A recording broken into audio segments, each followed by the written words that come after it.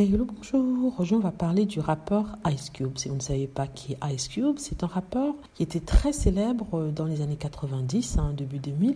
En fait, il est toujours célèbre parce qu'il fait partie des icônes du rap, ceux qui ont été au début du début et qui ont vraiment marqué cette période des années 90 où le rap était maître. Il faisait partie de ces poètes des temps modernes qui utilisaient leurs mots pour parler de la situation des Noirs américains, de la violence auquel ils faisaient face tous les jours, comment ils devaient s'en sortir, le fait qu'ils n'avaient pas de boulot, la violence qu'il y avait dans les quartiers, et aussi le fait en fait que les gens se fichaient complètement d'eux, les politiciens ne les écoutaient pas. Ils parlaient aussi beaucoup des conséquences du racisme sur la vie des Noirs aux États-Unis. Donc pourquoi je parle de ce monsieur ? Je parle de ce monsieur parce qu'il a été invité dans une émission anglaise à la télé, et c'est l'émission dans laquelle officiait avant Piers Morgan. Donc, il est venu parler de je ne sais quoi, mais on lui a posé la question sur Meghan Markle. Je ne sais pas pourquoi on pose automatiquement la question de Meghan aux Américains qui se présentent, notamment les Noirs américains. On dirait que c'est un passage obligé. C'est-à-dire qu'il faut s'attendre, si vous êtes Noir américain, vous êtes célèbre, ou même américain d'ailleurs tout court, il faut s'attendre à avoir cette question, que pensez-vous de Meghan Markle chaque fois que vous êtes en Angleterre ?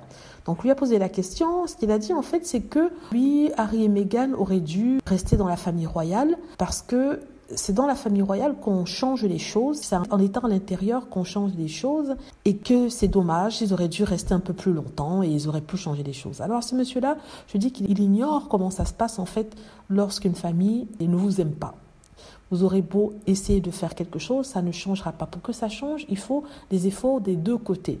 Et il faut aussi dire une chose. Harry et Meghan, chaque fois qu'ils demandaient quelque chose, on leur disait toujours non. Quand ils suggéraient quelque chose, c'était toujours non. Donc l'occasion de pouvoir changer les choses ne se présentait pas et ne se serait jamais présentée. D'ailleurs, il dit ils auraient pu, il n'a pas dit ils auraient pu changer. Donc c'était hypothétique. Donc ce qu'il souhaitait, c'est que Harry et Meghan restent souffrir parce qu'ils auraient eu la possibilité de changer quoi que ce soit. Parce que ce monsieur disait que oui, quand vous êtes à l'intérieur d'un système, vous avez plus de chances de changer les choses qu'à l'extérieur. En théorie, oui, mais dans les faits, ce n'est pas totalement vrai.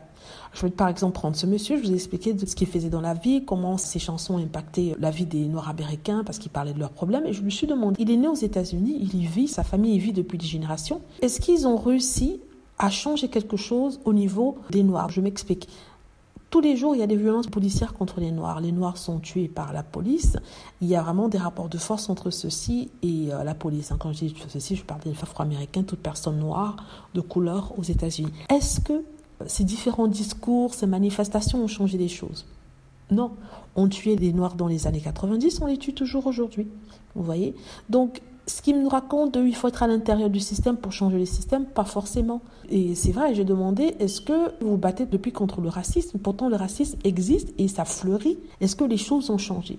On a peut-être des petites améliorations de ça et là, mais pour que les choses changent, il faut qu'il y ait vraiment une volonté que les choses changent. Or, je ne pense pas que Harry et Meghan aient trouvé cette volonté-là dans la famille royale. Harry et Meghan étaient plutôt combattus parce qu'ils avaient plus de personnalité, ils avaient plus de brillance que les autres. Et donc, du coup, peu importe ce qu'ils pouvaient dire dans la famille royale, ça ne changeait rien. Ils n'avaient pas de voix dans la famille royale, ils n'avaient pas de pouvoir.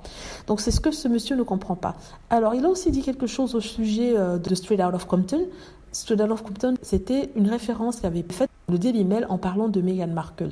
Il avait dit que Meghan Markle était presque straight out of Compton. Compton est justement l'endroit où est né ce monsieur, Ice Cube, et où n'est pas née Meghan, où elle n'est jamais allée, où elle n'a jamais vécu. Je ne crois même pas qu'elle se soit perdue un jour dans cet endroit de l'Amérique, n'est-ce pas ? Pourtant, on l'a liée à Compton. Tout ça parce qu'elle avait des origines noires.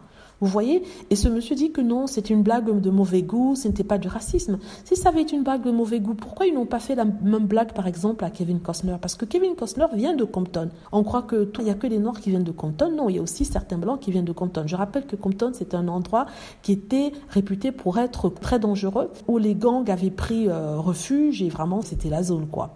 Mais pourquoi est-ce que quand Kevin Costner se présente, on lui parle de sa vie, on ne lui pose jamais la question sur Compton ? Parce que dans la tête des personnes qui posent la question, c'est impensable qu'un Blanc puisse venir de Compton. Pourtant, il vient bien de Compton.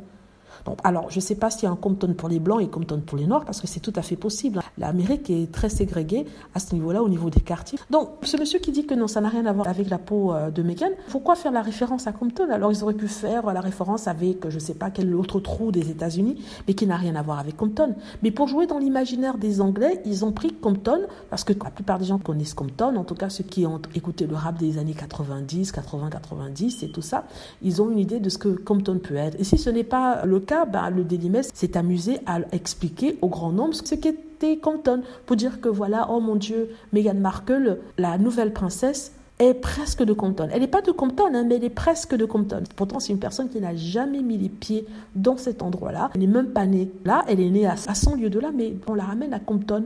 Pourquoi? Et ce monsieur dit qu'en fait c'est une blague de mauvais goût. Pourtant on sait très bien que c'est une blague teintée de racisme, vu que ce Daily Mail lui-même c'est un journal populaire de droite, voire même d'extrême droite. Vous voyez? Donc c'était un peu décevant de sa part. Il a dit quelque chose d'autre, mais bon, j'étais tellement énervée que je n'ai même pas voulu continuer à écouter ce qu'il disait. Mais c'était vraiment de n'importe quoi. Il a beaucoup déçu, sachant que c'est quelqu'un qui lui-même a eu affaire avec la police, a eu l'expérience du racisme et tout ça, de la violence que ça peut être. Venir dire que, ah oui, mais on te tape dessus, on te fait pleurer, on t'accuse de tous les maux, il faut que tu restes quand même parce que, voilà quoi, tu vas vouloir changer le monde. C'est fou. Il demande à Meghan Markle de faire ce que lui-même ne peut pas faire.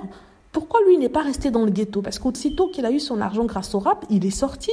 Il n'est pas resté dans le ghetto pour essayer de changer les choses. Non, il a pris ses affaires, il est allé à Beverly Hills, il est allé dans d'autres endroits huppés de la Californie. Pourquoi est-ce qu'il n'est pas resté à Compton, n'est-ce pas, s'il voulait vraiment changer les choses? Voilà, c'est la question que je voulais poser et je voulais vous tenir au courant par rapport à ce qui avait été dit. Voilà, dites-moi ce que vous en pensez. J'espère que vous aimez la vidéo. N'hésitez pas à cliquer sur like si c'est le cas. À vous abonner pour plus de vidéos et à cliquer sur la petite cloche afin d'être averti lorsque je poste une nouvelle vidéo. Merci.